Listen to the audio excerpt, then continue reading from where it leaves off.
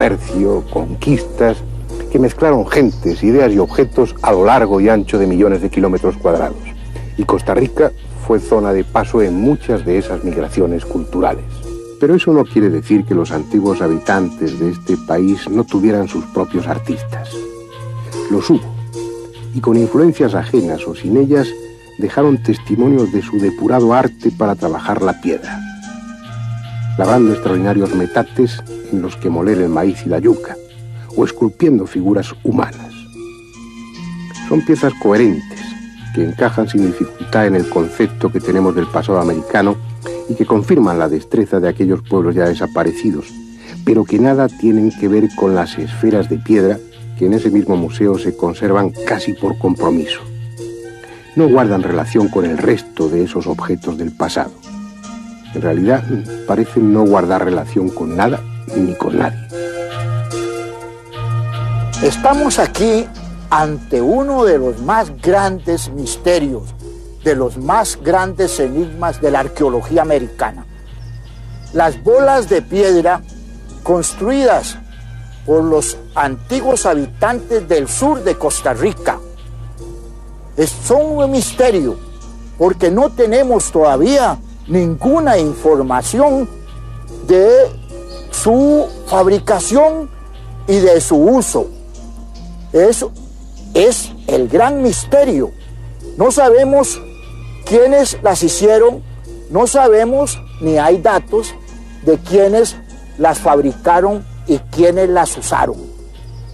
Hoy en día, la única información que tenemos es de las últimas trabajos de investigación en el campo, donde se han encontrado asociadas a ciertas aldeas y donde se han encontrado también asociadas a los cementerios. Pero si su origen no está claro, aún lo está mucho menos el motivo por el que sus autores las diseminaron sobre miles de kilómetros cuadrados, colocándolas a veces en lugares casi inaccesibles, lejos de cualquier zona habitada. Se empezó a hablar de ellas en los años 30, cuando la compañía norteamericana United Fruit desmontaba la selva del sur de Costa Rica para establecer sus plantaciones de plátanos. A medida que la vegetación era cortada, iban apareciendo decenas de esferas de todos los tamaños, algunas como un balón de fútbol y otras con más de 2 metros de diámetro. Su presencia allí era incomprensible. Habiendo zonas despejadas y cómodas, aquellos misteriosos labradores de piedra del pasado habían elegido una de las selvas menos hospitalarias de América para instalar sus esferas de granito. Quizá por ello llevaban siglos sin ser descubiertas. Las arañas más venenosas del planeta, las serpientes de colmillos más letales y los implacables mosquitos se habían convertido en custodios de aquellas bolas enigmáticas cuya presencia dejaba atónitos a los arqueólogos. Muchas de esas esferas se encuentran ahora en Palmar Sur, una pequeña ciudad edificada a pocos kilómetros de las plantaciones.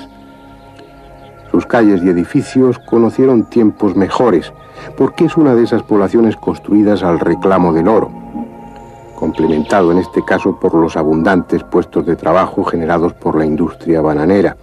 Pero ya no quedan apenas buscadores de oro, y el mercado del plátano dejó de ser rentable. La poderosa United Fruit abandonó la región y Palmar Sur fue languideciendo hasta convertirse en un pueblo casi deshabitado, en un lugar de nostalgia donde los viejos que aún permanecen rumian el recuerdo de un próspero pasado.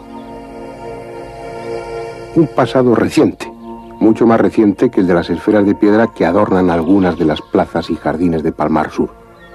Fueron traídas aquí desde las plantaciones y aquí se han quedado, para desconcierto de los arqueólogos del futuro, que al encontrarlas inevitablemente las asociarán con los edificios que las rodean, deduciendo que los hombres del siglo XX las labraron para ornamento de sus ciudades.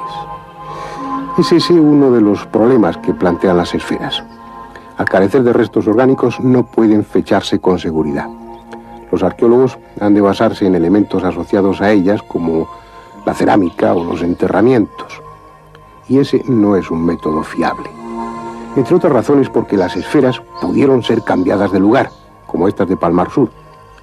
Tal como decía el arqueólogo Carlos Aguilar, no hay forma de saber su antigüedad ni quiénes las hicieron. Pero además tampoco sabemos cómo. Sorprendentemente, la mayoría, en especial las de gran tamaño, son esferas perfectas.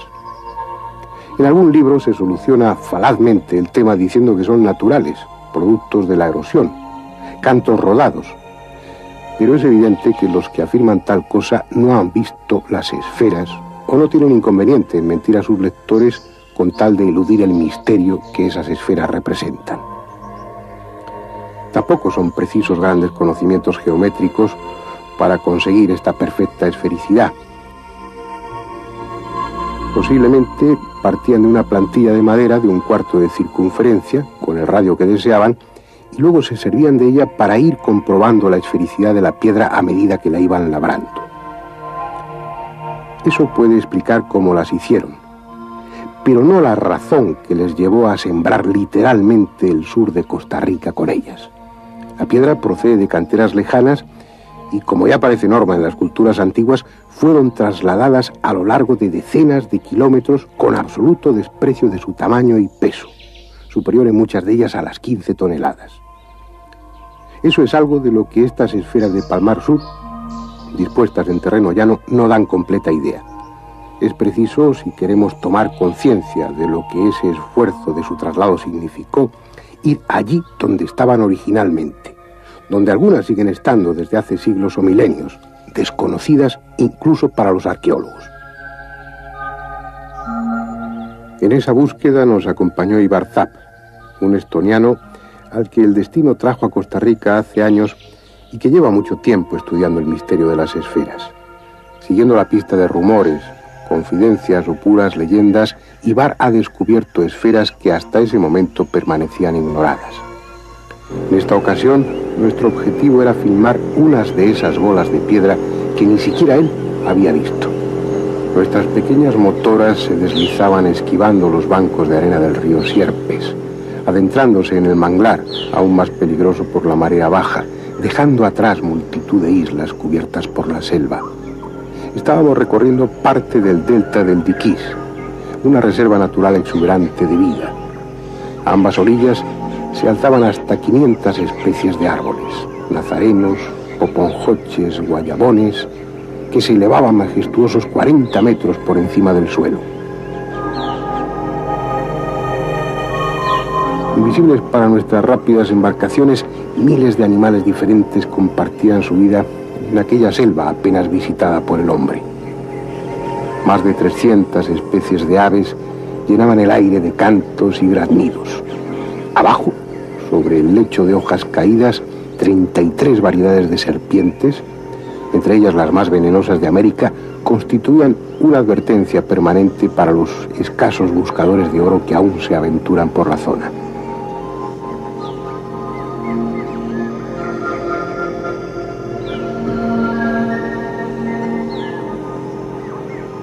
Pero nada de ello quedaba al alcance de nuestra vista. Tan solo algunos caimanes que ni siquiera tuvieron el amable gesto de dejarse filmar.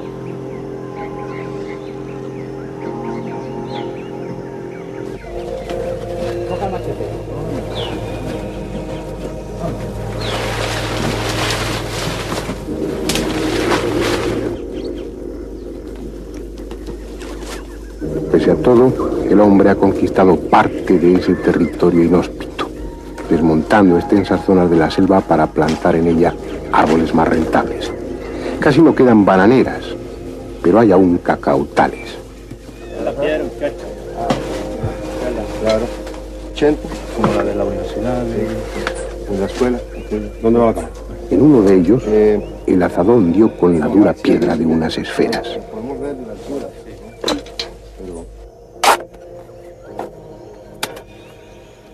Nunca hasta hoy han sido fotografiadas o filmadas.